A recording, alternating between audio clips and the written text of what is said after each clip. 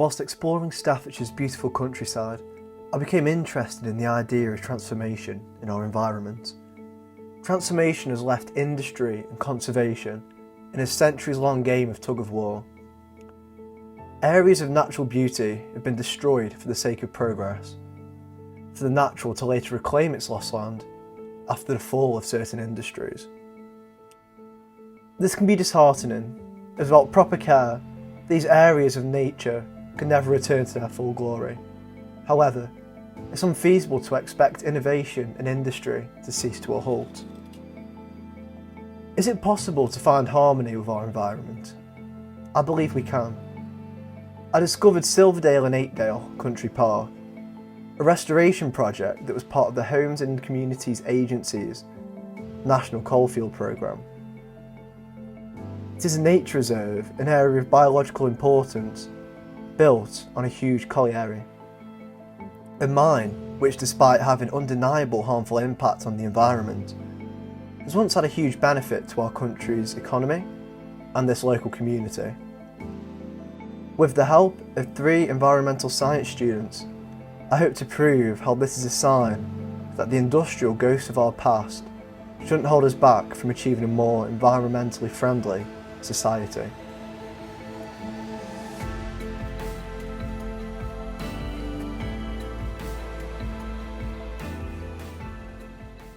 Hi, my name's Carla Drury and I'm a third year ecology and conservation student studying at Keele University.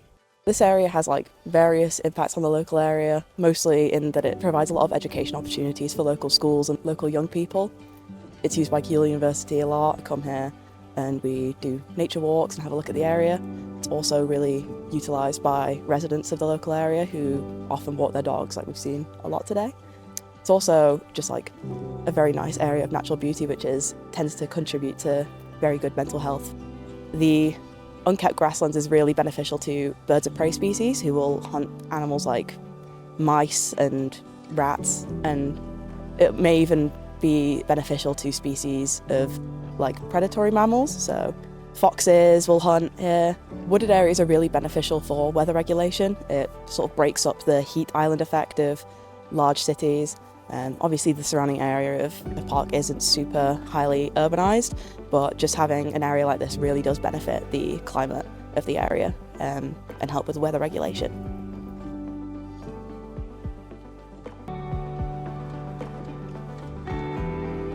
I'm Lauren, I'm an ecology and conservation student at Keele Uni, I'm in my 3rd year.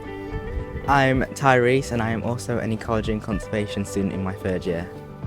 The different types of wildlife and flora in the area include, there's a really wide range of birds. We've got grey partridge, skylark. There's a lot of farmland birds. There's also some endangered species in the area. Like the great crested newt who inhabits the wetlands. There's also some keystone species which are a great importance to the area. So if a keystone species was eliminated, other species would explode and essentially outcompete other species. So it's really important to keep the habitat in balance. One such species is the yellow rattle, which is key in the functioning of the wildflower meadows of Apedale. The mining industry in the area has caused damage to the environment. Through mining, there's a lot of heavy metal pollution, which gets into the water table. Groundwater is affected quite a lot, and that moves up through the habitats, polluting plants and also affecting natural water sources. There's also biodiversity loss and erosion.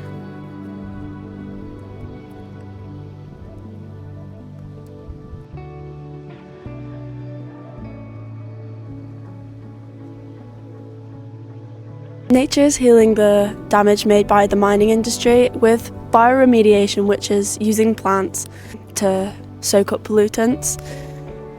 This is happening all over the country, but you can see here it is now a nature park, and there was over 200 years of mining here, and the mining has only been stopped for 26 years, and it is already evident how much better the biodiversity is thriving.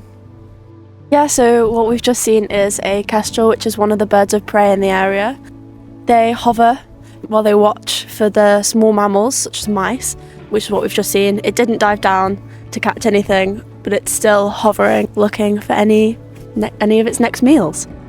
So some of the major impacts from doing sort of habitat restoration, similar to how we have in Apedale, again, there'd be wider climate benefits, mainly just reducing the urban heat island effect. So the urban heat island effect is basically where there's large areas of urbanized areas, there's lots of concrete hard surfaces, very little amounts of vegetation, and this causes sort of just a general temperature increase. It can be quite noticeable. So you'll have cities where there's like the occasional tree, and you'll dip behind that tree and you'll be able to noticeably feel that it's significantly cooler. It can be up to 5 degrees cooler. So being able to have areas like this on a wider scale would be able to significantly impact the climate conditions in the UK if we did this on a wider scale instead of just having it be small localised areas such as Apedale. The positive impact this area has had on the local community is undeniable. Once a mine that polluted the soil and water, that destroyed habitats and released harmful emissions, it's now become a valuable asset to this community. Imagine if this transformation happened on a much larger scale.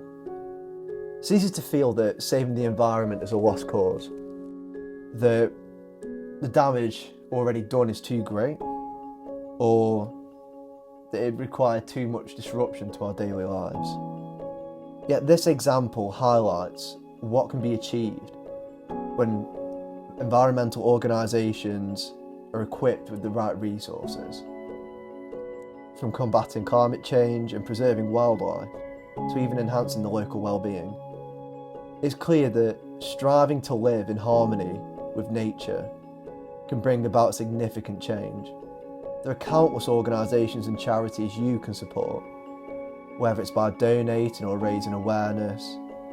Building a more environmentally friendly society doesn't have to mean overhauling your lifestyle, nor should it be constrained by the ghosts of the past.